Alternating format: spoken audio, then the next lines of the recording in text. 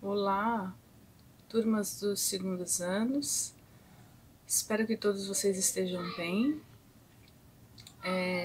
Eu gravei essa videoaula tentando ajudar vocês a estudarem conteúdo de curva de aquecimento, que é o assunto da nossa atividade 5.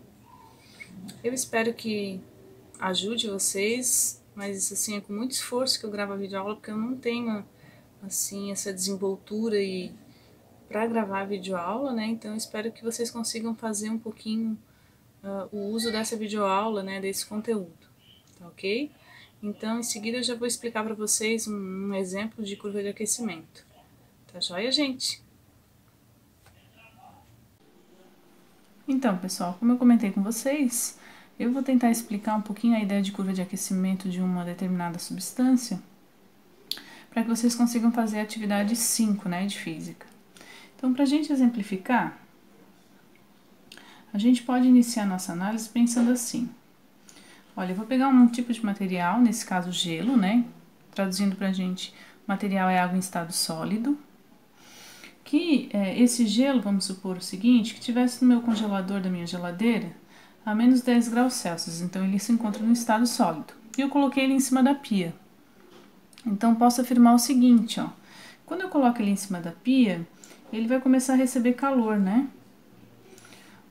Do ambiente, ou seja, traduzindo uma certa quantidade de energia.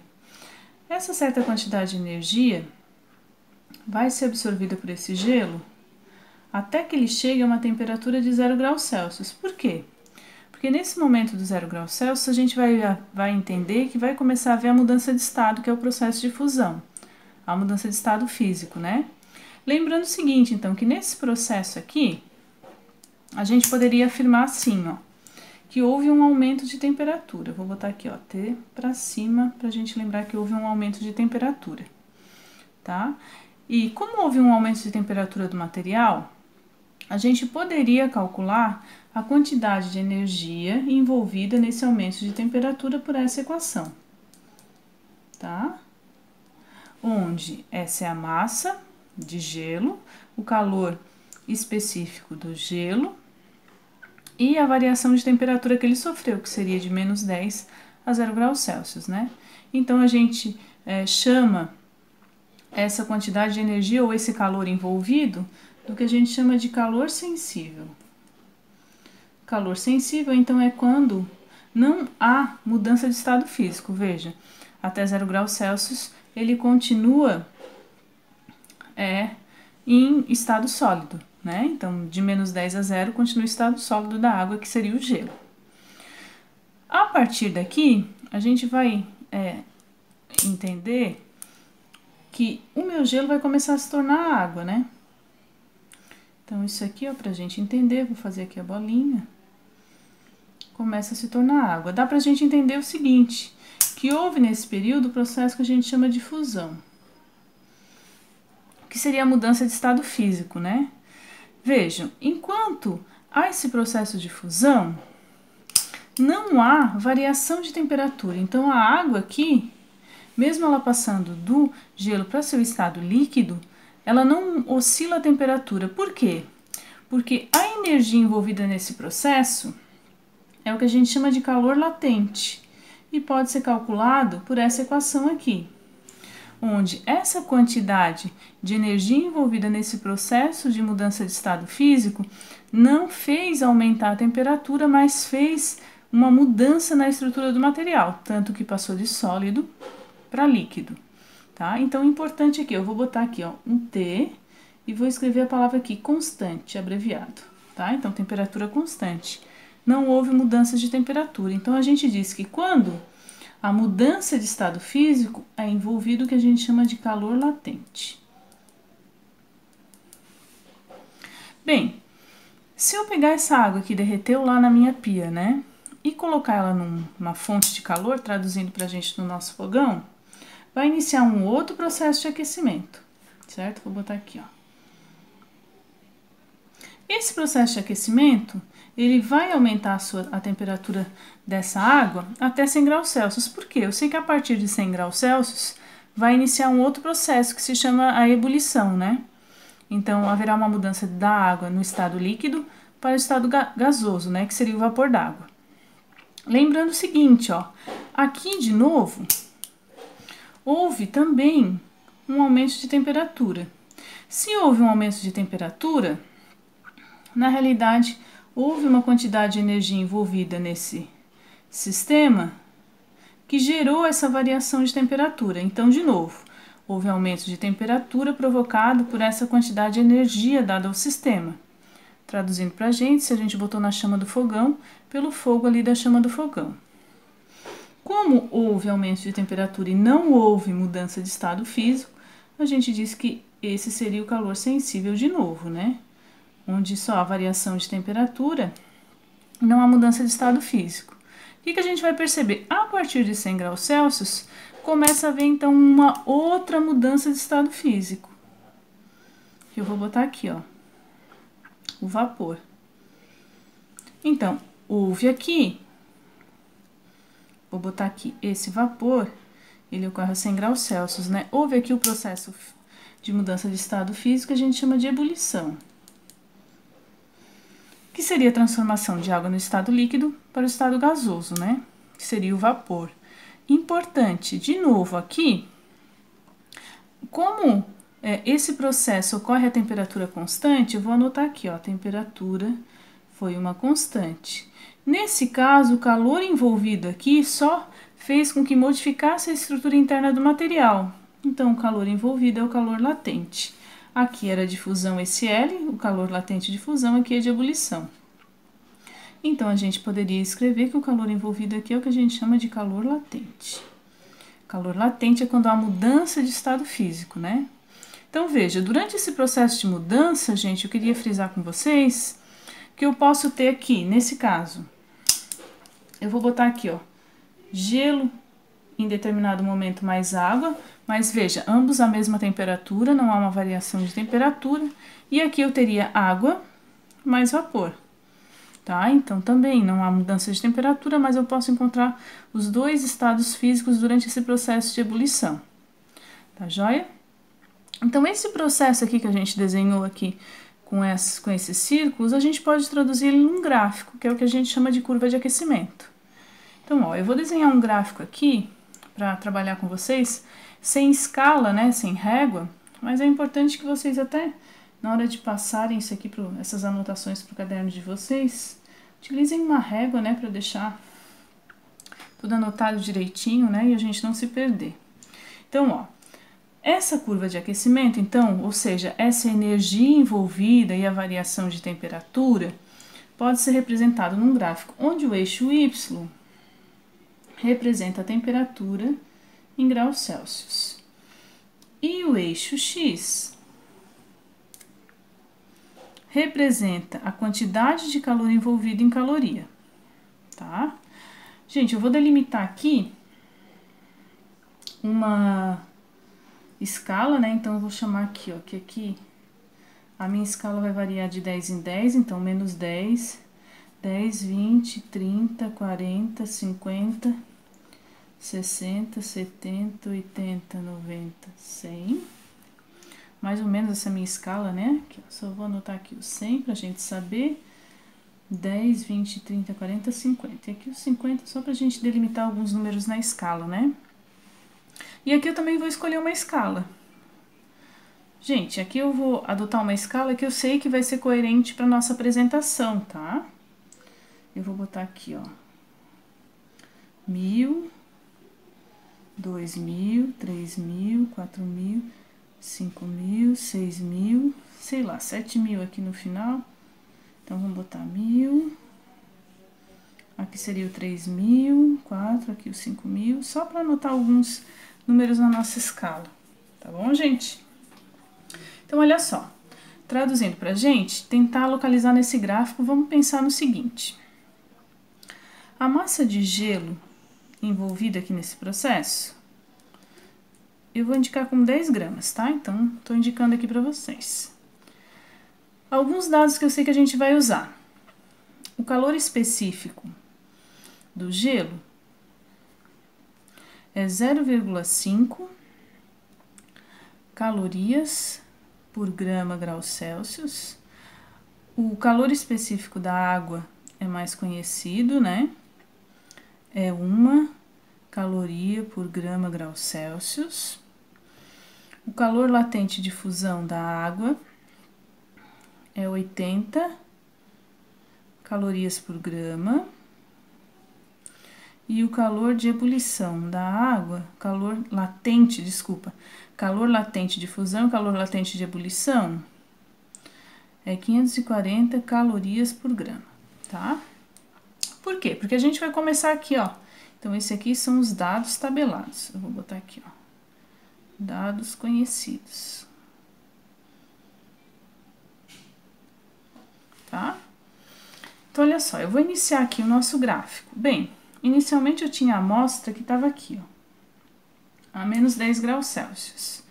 E eu sei que para ele chegar no zero, que é o que eu indiquei aqui no primeiro ponto, nesse zero aqui, ele sofreu um processo que envolve uma certa quantidade de energia, que é esse Q. Então, posso dizer o seguinte, ó, que o primeiro processo que ele envolveu, eu poderia calcular essa quantidade de energia envolvida, que seria 10 gramas da massa de gelo, vezes o calor específico, vezes a variação de temperatura. Importante, temperatura final menos a inicial.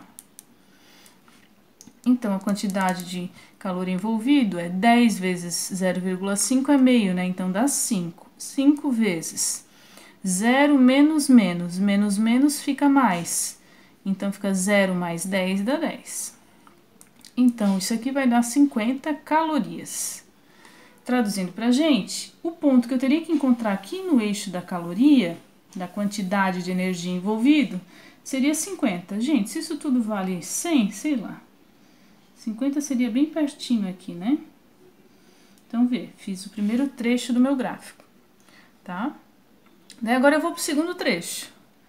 O segundo trecho do gráfico diz o seguinte, olha, ele tem uma temperatura constante. Então, a equação que eu vou usar é a equação que envolve o calor latente. Calor latente, é claro que nesse caso de fusão, né? Então, a massa do gelo seria 10 vezes o calor latente de fusão, que é 80. Então, seria 800 calorias. Só que importante, 800 calorias seria a partir desses 50. Então, eu posso escrever que o ponto no gráfico que eu teria que localizar seria o seguinte, seria os 50 que eu já tinha, mais 800. Então, o ponto no gráfico que eu tenho que localizar é 850 calorias. Vou voltar para cá. Seria a partir dos 50 mais 800, o 800 estaria aqui mais pertinho do 1000, né? Então, vou botar aqui, ó. Vou fazer aqui, ó. Ele estaria exatamente em cima do eixo. Eu vou pintar aqui bem, ó, pra gente ver. Por que que ele tá aqui? É uma retinha aqui grudada no eixo X. Porque permanece em 0 graus Celsius, então seria essa reta aqui deitada. Joia, ó, 0 e 0. A partir de 0, a temperatura começa a subir, percebam? Então, o terceiro ponto aqui, eu teria de novo quantidade de energia envolvida, só que como não há mudança de estado físico, a variação de temperatura, eu teria que pensar na mesma massa. Aqui é água, então calor específico da água, vezes a variação de temperatura, que seria a final, que é 100, menos 0. Então, nesse caso, seria 10 vezes 1, 10, vezes 100. 10 vezes 100 daria 1000 calorias envolvidas só nesse processo aqui.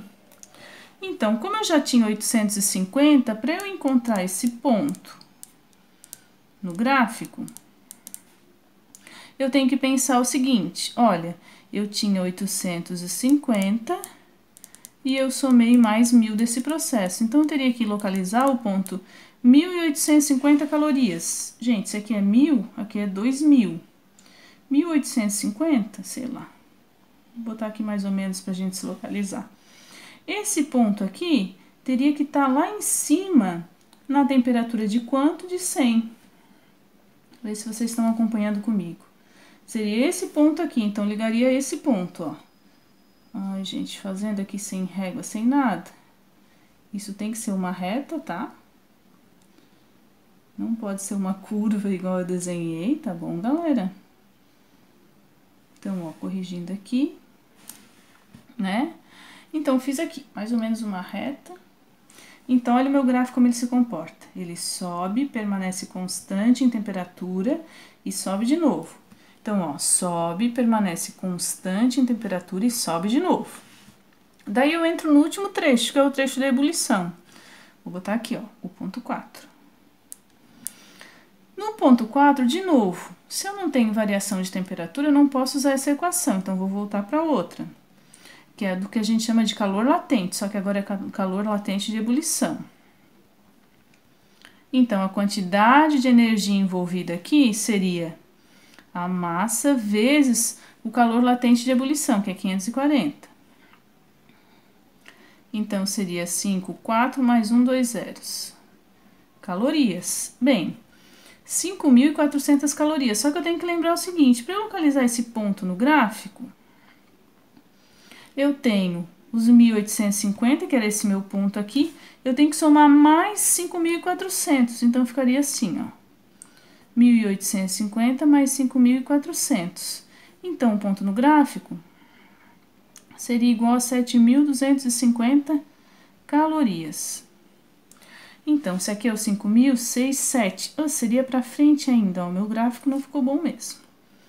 Ó, e continuaria na temperatura de 100. Por quê? Porque, ó, veja, o processo de ebulição, a temperatura é constante durante a mudança de estado físico, né? Ó, seria constante. Joia?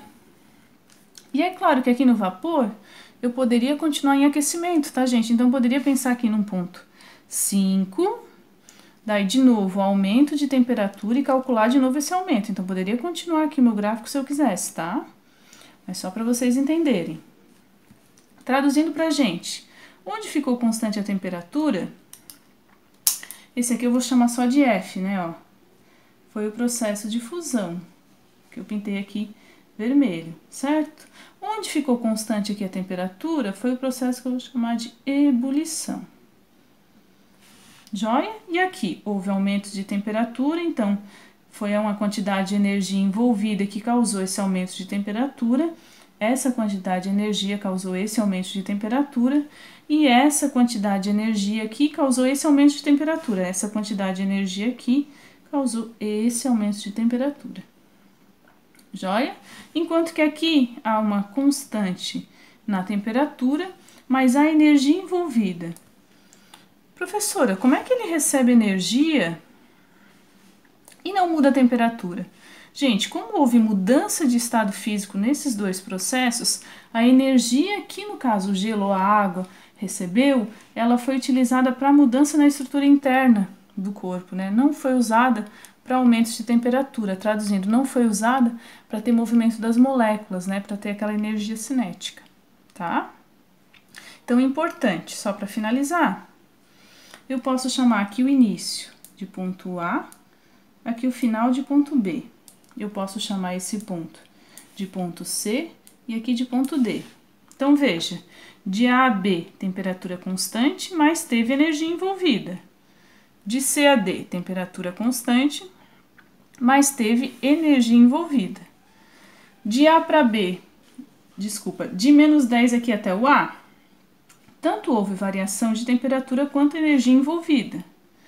De B para C, tanto houve aumento de temperatura quanto energia envolvida, tá? Pessoal, espero que isso aqui ajude vocês um pouquinho a tentar resolver a questão, que é uma questão, no fundo, proposta na atividade 5, tá joia? E qualquer dúvida, vocês podem postar aqui mesmo comentário na videoaula ou me mandar mensagem ali pelo Google, tá bom? Um abraço, pessoal, até mais. Espero que ajude, tá?